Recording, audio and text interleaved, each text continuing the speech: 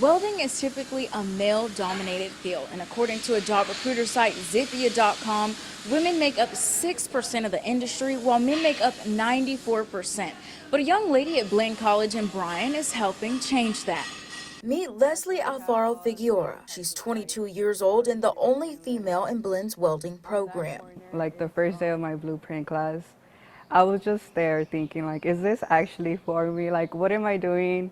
Not only did Alfaro stand out as a female in the class, her work ethic and dedication to welding ultimately set her craft apart. I was a bit embarrassed for some of the guys in the class because she was always outworking them, outwelding them. Alfaro is also a pipe cutter at RVS Corporation in Bryan. She may have had doubts about the job at first, but her professor, Andy Isles, did not. She's proved and set a standard for other people to follow, that's for sure. She would come in after working night shift and come in and still do 6 hours of welding. A new motivation to keep her going. It made me, I guess, proud of myself, being there, being the only girl. Just being around a bunch of guys doesn't intimidate me a lot. Professor Isles says Alfaro paved the way. He says there's a need for more females in welding due to hand-eye coordination and attention to detail.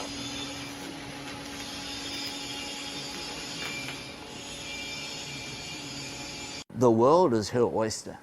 You know, whoever employs her in the future is going to be extremely blessed. Finally knowing she had a place she belonged. A promotion awaits Alfaro after graduation. They're ready for me to move up into the other prefab department. Makes me feel really, really good. A job well done.